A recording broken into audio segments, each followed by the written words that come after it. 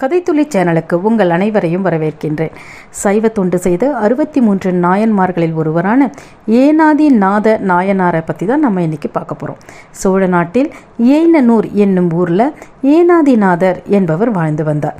இவர் சிவபெருமான் மீதும் சிவனடியார் மீதும் மிகுந்த அன்பு உடையவராக இருந்தார். அரச குடும்பத்தினருக்கு வாழ்வித்தையை சொல்லி கொடுப்பது தான் அவருடைய தொழிலாக இருந்தது. வாழ்வித்தையில் மிகவும் சிறப்பாக சொல்லி தரதுனால தனக்கு கிடைக்கிற பொருளை எல்லாம் சிவனடியாருக்கு இவர் கொடுத்து மகிழ்ந்தார்.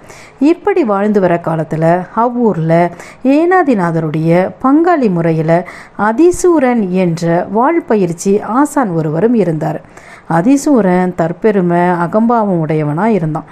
இதனால் அவர்கிட்ட பயிற்சிக்கு வருகின்றவர்களும் கொஞ்சம் கொஞ்சமாக குறைஞ்சிக்கிட்டே வந்தாங்க.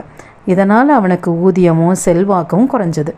ஏனாதிநாதருக்கு செல்வாக்கும் புகழும் வளர்ந்துக்கிட்டே இருந்தது. இதனை பார்த்த அதிசூரன் பொறாமை அகம்பாவும் எல்லாமே அதிகமாச்சு. ஒரு நாள் அதிசூரன் தன்னோட வலிமையான உறவினர்கள் மல்லர்கள் எல்லாரையும் அழைச்சிக்கிட்டு ஏனாதிநாதரோட வீட்டு வாசலில் வந்து நின்று என்னோட போருக்கு வாங்க அப்படின்னு அழைச்சான். அதை கேட்ட ஏனாதிநாதர் சிங்கம் போல முழங்கினார். தன்னிட்ட வாழ்பயிற்சி பெற்றவர்கள் வீரமிகுந்த சுற்றத்தவர் என்ற அனைவரையும் சேர்த்து போர்க்கோலம் கொண்டு அனைவரும் அவருக்கு துணையாக வந்து நின்னாங்க. மிகப்பெரிய போரானது ஏற்பட்டது. வாழ்வீரர் வேல்வீரர் வில்லாளிகள் என்ற அனைவரும் என்ன பண்ணாங்க, துச்சமாக நின்று சண்டை போட்டாங்க. இந்த போரினை கண்ட ஏனாதிநாதருக்கு ரொம்ப கோபத்தோட வாளை எடுத்துக்கிட்டு முன்னாடி போய் சண்டை போட்டார். எதிரில் நிற்க முடியாமல் அதிசூரன் தோல்வி அடைஞ்சிட்டான். தோற்ற அதிசூரன் இரவு முழுவதும் திட்டம் தீட்டுறான். எப்படியாவது ஏனாதிநாதரை வெற்றி கொள்ளணும், என்ன செய்யறது அப்படின்னு யோசிக்கிறான்.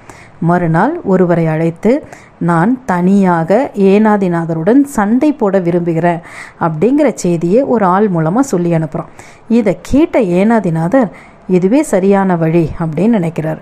ஆனால் அதிசூரன் ஒரு நல்ல திட்டம் தீட்டினான். என்ன திட்டம்னா, சிவனடியார் தரிக்கின்ற திருநீரெல்லாம் அணிந்துக்கிட்டு சிவனடியார் போல் வரான். ஆனால் ஏனாதிநாதர் காளையை போல பாய்ந்து வராரு. ஆனால் தான் பெரிதும் மதிக்கின்ற சிவனடியாருடைய சின்னமான திருநீரெல்லாம் அணிந்து எதிரில் நிற்கிற அதிசூரனை பார்த்த உடனே மனம் வருந்துறாரு ஏனாதிநாதர்.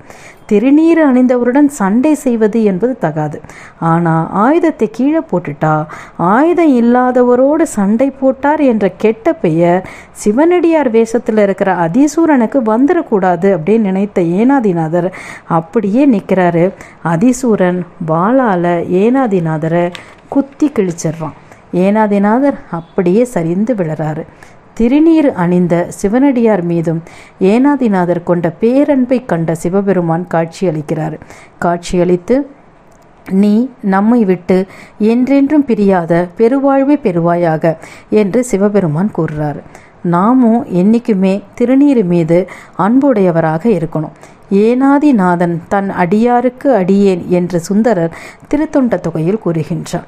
நம்மளும் எப்பவுமே இறைவன் மீது பக்தியுடையவரா திருநீர் மீது அன்புடையவராக வாழ்வோமாக. யாரை போகிற அப்படின்னா ஏனாதிநாதரை போல. இந்த கதை உங்களுக்கு பிடிச்சிருந்தது அப்படின்னா லைக் பண்ணுங்கள், ஷேர் பண்ணுங்கள், சப்ஸ்கிரைப் பண்ணுங்கள். உங்களுடன் பேசி கொண்டிருப்பது டாக்டர் ஜெயந்தி சிவசங்கர். நன்றி.